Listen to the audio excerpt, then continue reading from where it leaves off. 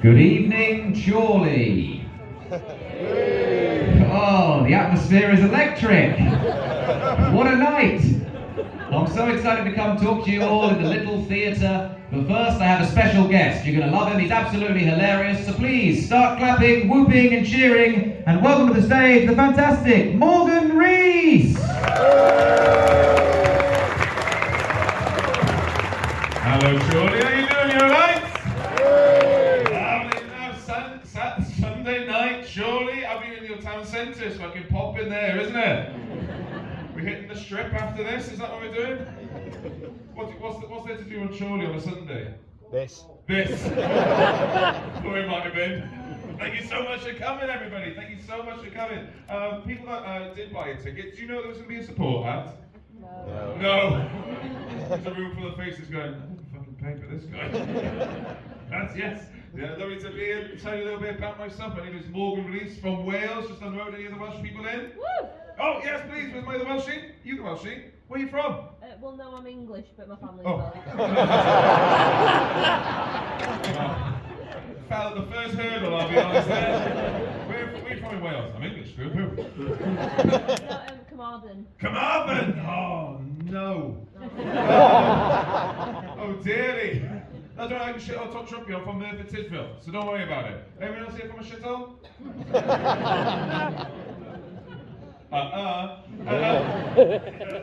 We're from a shithole. Would anyone say they're from a shithole genuinely? Yeah. Who's my yeah? Who's my yeah? Yeah, where you from, brother? Oh, yeah. Is that nearby? Down road. I fucking love it here. Wicked. It's weird when you're from a shithole, is that you sort of then grow up and then you look back at your childhood. I went to Merthyr recently. I was like, oh bloody hell, that was bleak. This all comes flooding back. I remember as kids, we used to play a game called Dad. Dad. Little kids playing Dad. Anyone else here play Dad? Oh, sorry, we call it Dad. You might know his guess who. Does he have brown hair? I don't know. Does he wear glasses? I still don't know. But does he have a neck tattoo? Yeah, probably. Yeah. And it goes, obviously, the valleys. Famous for that TV show. Crime Watch. No, I'll be honest, it's waiting for a shithole, weird things happen, you weather to it. You don't blink, it's good training for real life, you know what I mean? And when I was a teenager, my grandfather got remarried, and there was a 40-year age gap. 40 years, that's Megan, innit? He's 70, she's 110. Hey! 110, one old wedding, I call the wreath. But there you go. The bride at Cold Beach, she's just old. It's just something blue.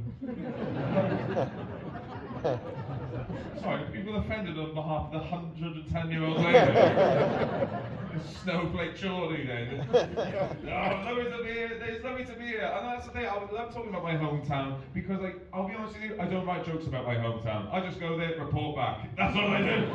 This is not true. My first cousins married each other. Sam, is this on? Oh my God! You want to blink, you freaks? What's going on here? No offense, I said my first cousins are married, and no offense, too many of you just went, yeah. Yeah, man. Christmas is wicked. My first cousins married each other, and oh my God, they're the kings of PR, my cousins. They kept on going, oh, we're just childhood sweethearts. No. You're cousins. No, they're not a perfect couple, they're twins. And by the way, I know in some cultures, Karen, cousin marriage, that's the done thing. I'm not here to punch down at someone else's culture, that's mean, that's wicked. But honestly, this wedding, it wasn't arranged. It was deranged. I remember my cousin Jessica gave us the wedding invite. She was like, oh, it's going to be a small wedding. I was like, yes, one family. And no friends. But one Channel 5 crew. So what a day! What a day! And the cousin wedding, you know it's going to be weird, you know it's going to be cringe, but you are surprised where the weird and cringe comes from. Like the groom had his brother as his best man, and how awkward is it when someone invites an ex? You know what I mean? And they're dumb, they're not bright, they're dim people, my cousins. I remember my cousin Jessica, she kept on going, I'm going to take your surname. It's your name. What are you on about, Jessica? And they lie about how they met as well. I mean, you would when you're banging your cousin, wouldn't you? You know, 'cause you can't go, oh, Nan's house. So they just fib, they just go, oh, we just met online. It's what, Ancestry.com. Swipe up the tree, did you? But that's a good lie, that's a good solid 2023 lie. Everyone meets online these days. They used to be ashamed of actually meeting your partner online. I met my partner online, I'm not ashamed of it at all. Uber. Me and Raj going strong. I always go in the back if you know what I mean. But what can I say? 5 stars. Loves it too.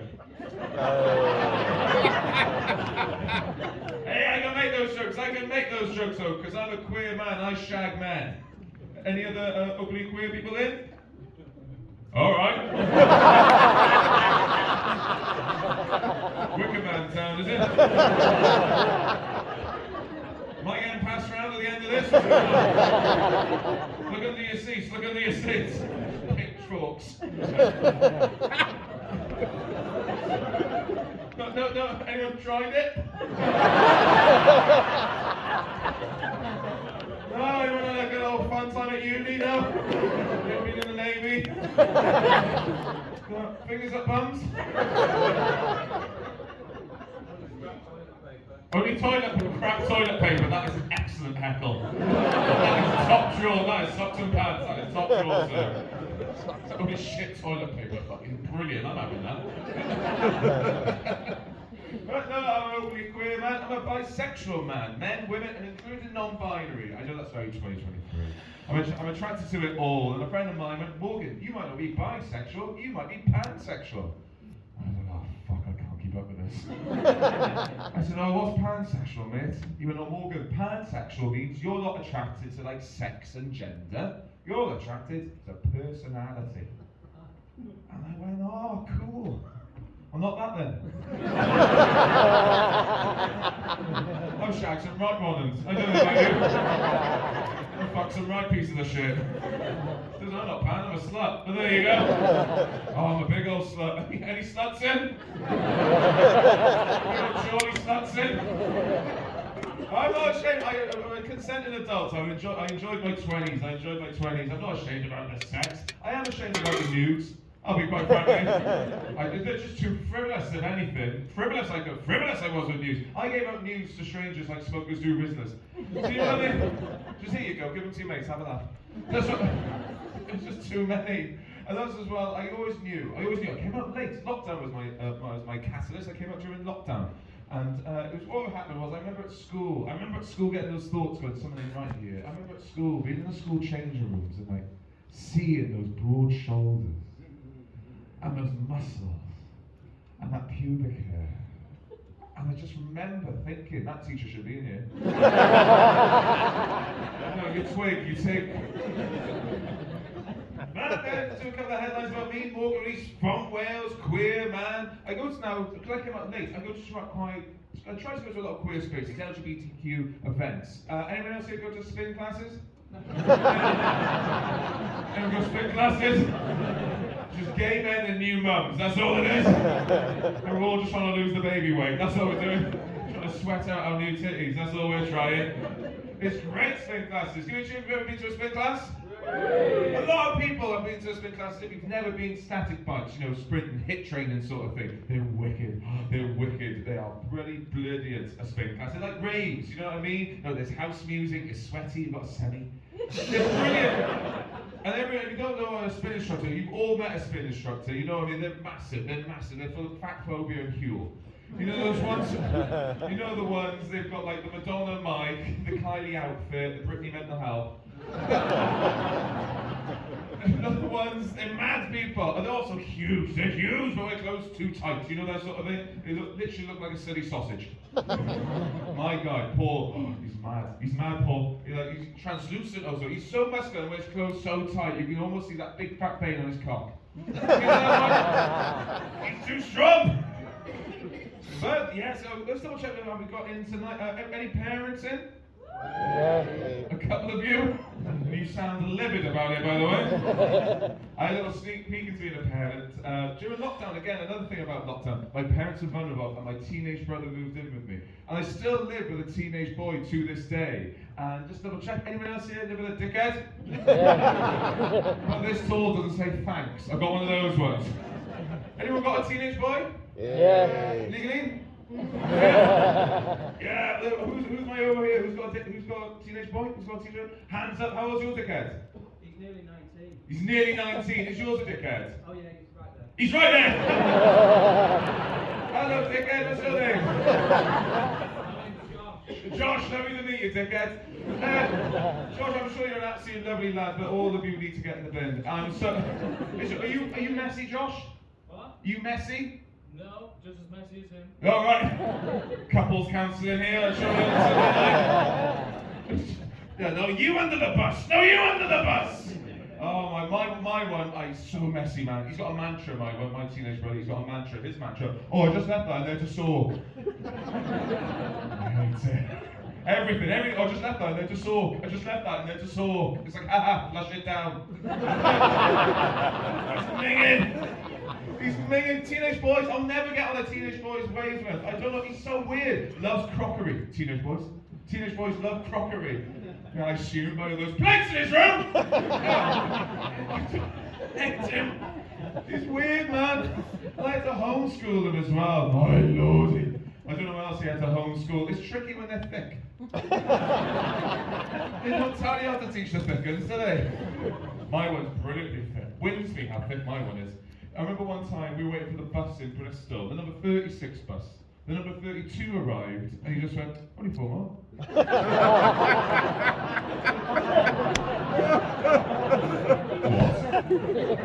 You're thick.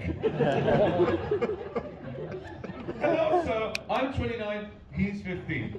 I know 14 years is a blink of an eye. I know relatively it's a blink of an eye. When it comes to technology in schools, he looks like Blade Runner to me. Do you know what I mean? Like nowadays, in a typical classroom, big interactive whiteboard, a tablet. Sometimes he learns on an app. I was brought up in the 90s, and I was brought up on a good old-fashioned chalkboard. A blackboard. Community, if you were brought up on a blackboard? Yeah, you all were. This fetus has never seen one. And do you know how loco and loopy you sound? Has anyone here ever explained a blackboard to a child that watches pornography on his watch? You've never done that? You sound mental. I look like a caveman to this twig. Do you know what I mean? I explained the blackboard, we can get rope on ground and rope on wall. He's wanking on his Casio. Do you know what I mean? Oh, I think the one saving grace with homeschooling, I gotta teach him Welsh. I know you brought up in England. Can you speak Welsh at all? No. No, do you wish you could? Not really, no. No. You are English! Oh, I wish I could speak it. I think it's a lovely language. It's a lyrical language, a poetic language, it's a melodic language. I love it so much. Look, here's a little crash course in Welsh language for you. 2 L's in Welsh is LL.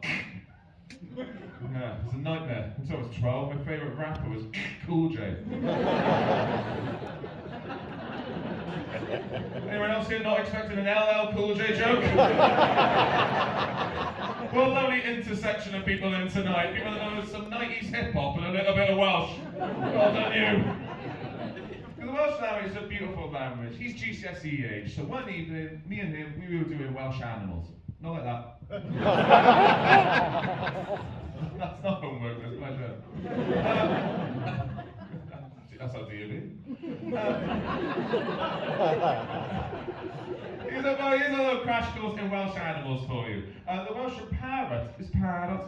And the Welsh gerbil is gerbil.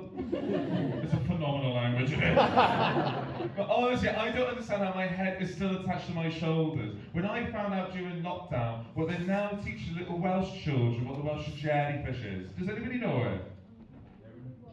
Someone's muttered it over there. It's Piscodi wibbly wobbly. Welsh jellyfish is Piscodi wibbly wobbly. It makes perfect sense, of course it does, because biscotti is Welsh for fish, and wibbly wobbly is fucking nonsense. That's a damn thing in a deadline, isn't it? Oh, biscotti wibbly wobbly, punk. I to speak to one of my Welsh-speaking friends. I said, it's not actually biscotti wibbly wobbly, is it? He went, no, mugs. It's not actually biscotti wibbly wobbly. What actually happened is that actual Welsh for jellyfish is similar to a bitch in English. E.g., it's a derogatory term with the name for an animal. So we have to make a biscotti wibbly wobbly. So I said, what is the actual jellyfish then? You know, you want to know.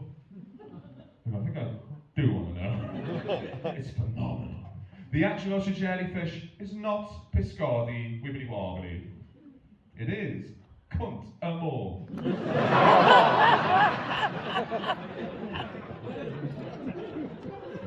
And we will break it down. Amor means of the sea.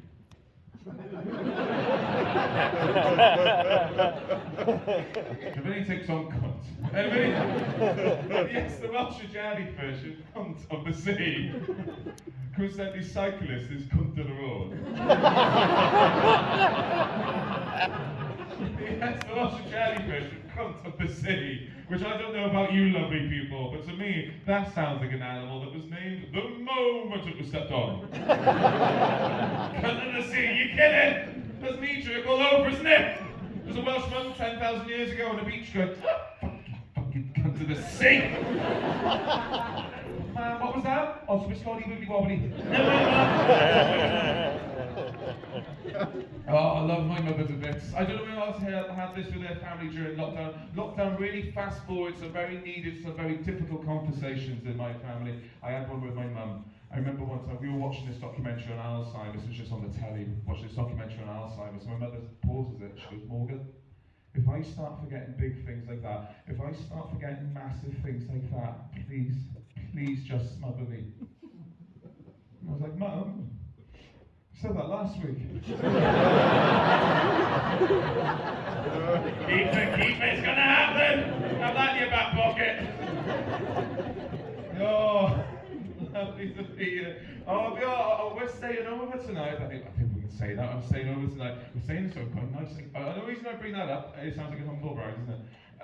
He's like, you don't always get that with this job. I remember I was just started. I was gigging in Swansea. I missed the last train. I didn't have a car, so I had to get a last-minute youth hostel in Swansea. A youth hostel. A British youth hostel. Does anything sound more scary?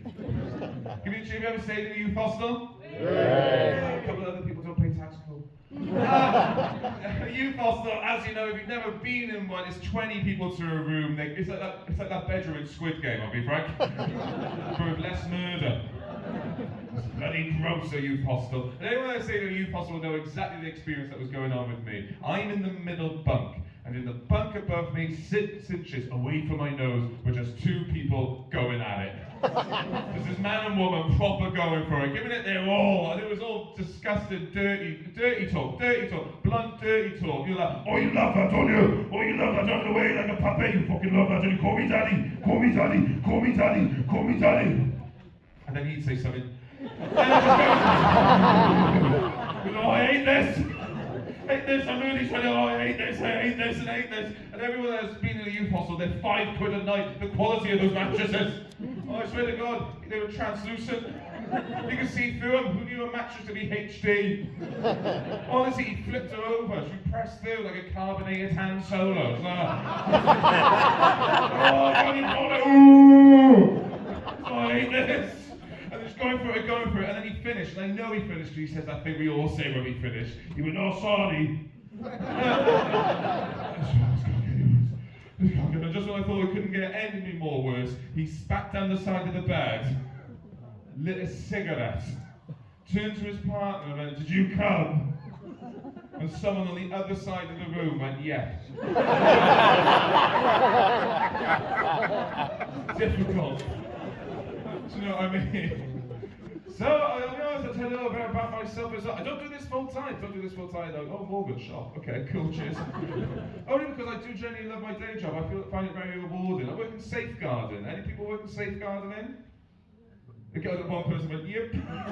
This is all straight, AK, I work with abuse victims, and that is I'm not going to make fun of at all. There's nothing funny about that. It just means it makes my job very difficult. Makes my job very difficult doing comedy and safeguarding. You know what I mean? I gotta go from working with all these damaged people to my day job. No offense, but if it was working, you wouldn't be here. Just for something. No, but it's also very difficult because it also means doing safeguarding comedy. Safeguarding comedy, when I get recognised out and about, I never know which one it is for. Really tricky. I remember one time, I was on a first date, and this guy came up to me, and he went, "I recognise you." And I went, "Oh, here we go." Just killed it the other day. And he just went, "I lost my kids because of you." I remember that gig. That's why you shouldn't heckle. I don't do PTAs anymore.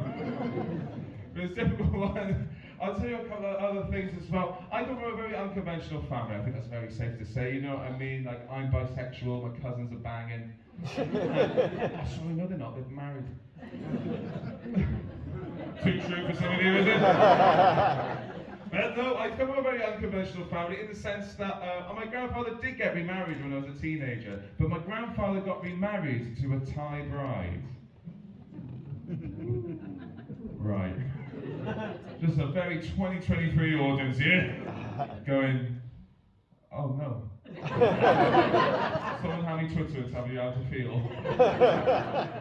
No, there's no smoke without fire. I know it sounds hack, I know it sounds very loaded what I'm talking about, but it genuinely happened in my family. When I was a teenager, my grandfather flew to Thailand and came back with a Thai bride. And I know nowadays that's frowned upon, but yeah, he flew. And Thai bride, I know that reeks of double standards. I know that's sexist AF, Thai bride. But you don't call the husband the Welsh groom. He's not the Welsh groom, he's the Welsh groomer. What's a Thai bride? I do genuinely hate the word Thai bride. And I know it's a stupid soapbox for a little white guy like me to have. I hate the word Thai bride because it dismisses her identity. It maliciously tries to reduce her name. She's not a Thai bride, is she? She's a woman. She's not a Thai bride, she's a phenomenal woman. She's a well-valued woman. She's an amazing woman. She's not a Thai bride, she's not a Thai bride. She's not a Thai bride to me. She's my nan. She's my 36-year-old young Thai, surprisingly fit nan. Is this relatable? Anyone else's nan fit? Anyone else? Anyone else have a smoking grandmother? Anyone else? Anyone else have a nan people describe as, yeah, would? 36, my nan. Is it silly age for a nan? Anyone else's nan got a student loan? Anyone else's nan know the Fergalicious rap? Anyone else know? No, this is how young my nan is. I think I can do this in this room. Give me a cheer if you remember Noel's house party. Hey! She doesn't. She's so young. 36 and nan, I love it a bit. Paddy, yeah, I've got a Thai nanny called Paddy. My childhood was written by a drunk Dr. Zeus, apparently, but there you go. Paddy, my nanny, I love her. A classic sort of, in that sort of relationship, they divide their time between my hometown, Merthyr Tydfil, and her hometown, Sisaket. If you ever get a chance, northeast Thailand, it's brilliant, Sisaket. And the Thai culture is very family-centric, so they look after each other, so they go there and they look after my nan's nieces and nephews. They go there and they look after my nan's cousins. They go there and look after my nan's parents. And also, her nan. My nan's nan. I've got a nan squared. My great-great-grandmother is 72. 72! I'd be rubbish on that genealogy program. Who do you think you are? All my ancestors are still fucking alive. What are they going to do? Take me aside? Hey, Morgan, we traced like your great-great-grandmother. It's like, yeah, she's on Facebook. Poker. And I love it, like I said, thank you very much for laughing at that. A lot of people can't laugh at experiences outside of their own. They can't do it. Because I know this doesn't ring as relatable. It rings alarm bells. Me on here talking about my young Thai nan. But I'll be honest, it's my Achilles heel as a comedian, is that I didn't have your formative years. I didn't have the general public's formative years. I had a very young Thai nan. So I can't do like observational, relatable material on my childhood. I can't do the whole, remember that time your nan gets rushed to the hospital? Remember you get to that age your nan starts getting rushed to the hospital? You get to that age, your nan gets rushed to the hospital to give birth. Remember your nan's ward breaking? Oh, put it away, nan! Oh, anyone else in their family? And I've got a 6-year-old Thai girl called Auntie Margaret. Anyone got Thai Auntie Mags in their family? No? Uncle as well, Thai uncle as well, little Aaron. Anyone else got one of those? 6 and 3, auntie and uncle. Anyone else? No? Oh, remember your auntie's first words? Remember your auntie's first words?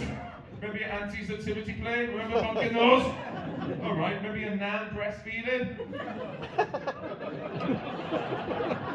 Your uncle?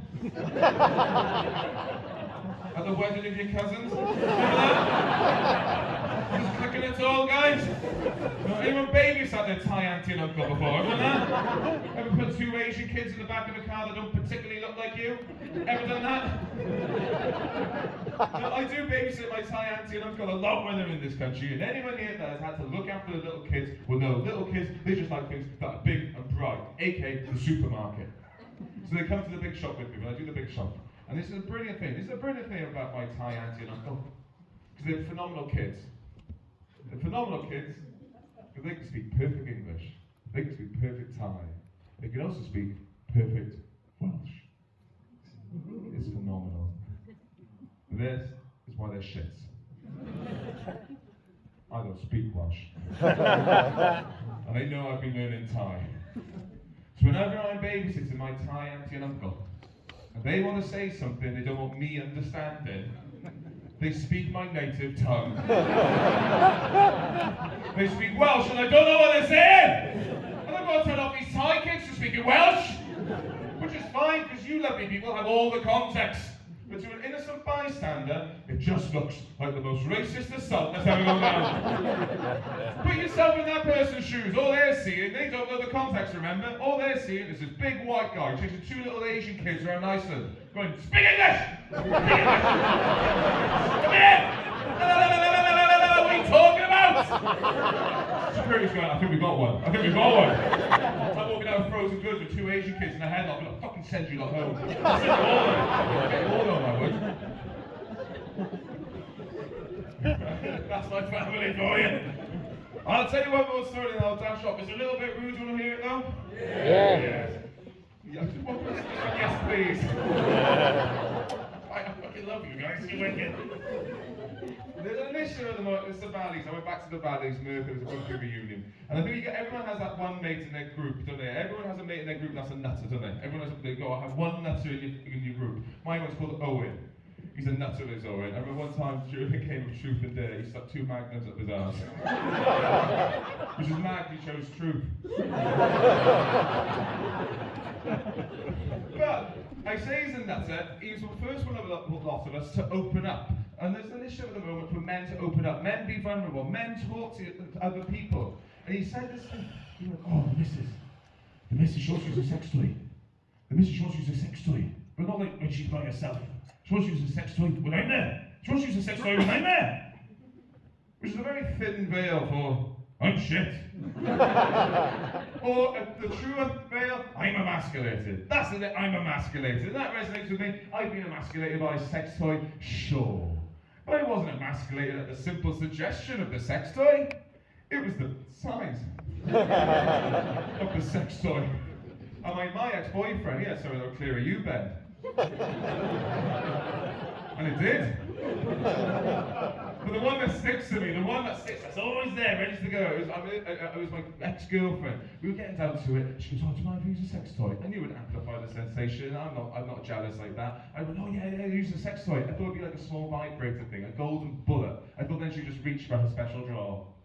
So imagine my surprise when she just bolts from the bed, falls to her knees and pulls out this box. Just this chest from under the bed. Like she's an assassin being pulled out of retirement. Just poof, poof. I'm just giving myself warm. Are you assembling something? Is that an Allen key? What are you doing here? And then she pulls out a magic wand. Love that silence. Because now that's just a room full of men going, "What?" And a room full of women going, "Don't tell him."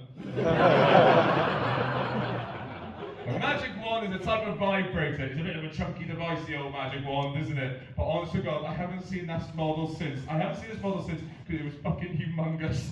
She pulled it out, it was this big and an MOT. I swear to God. I'm like, but we can't use that, it's a clean air zone. She called it a toy, a magic wand is not a toy. That's a weapon. Where'd you get that from? Love honey at Al Qaeda. I can't read the instructions.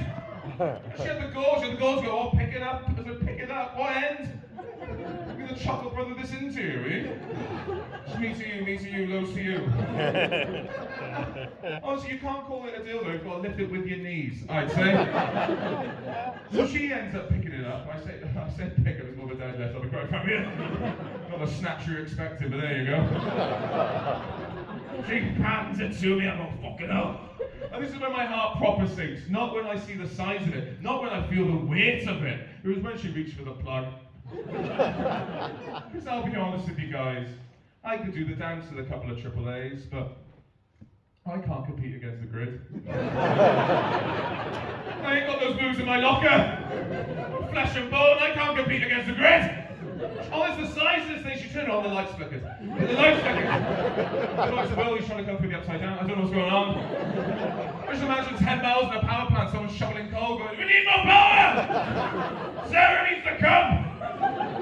What is the sound of it? A magic wand, a big vibrator. You think it's being innocent, like, it's not at all, is it? It's fracking. I think we're fracking. Ferries are coming in this point. Ferries are coming in. Sailors going, I love no. It's a massive vagina. And then you don't know what to do with it. A massive amount. You've got to get your strong leg forward. And then she's going to open up my clit. She's going to put it in your clit. You'll shatter. They sound so aggressive with every contact. I leapt off. I sounded like I was taking wheels off a Formula 1.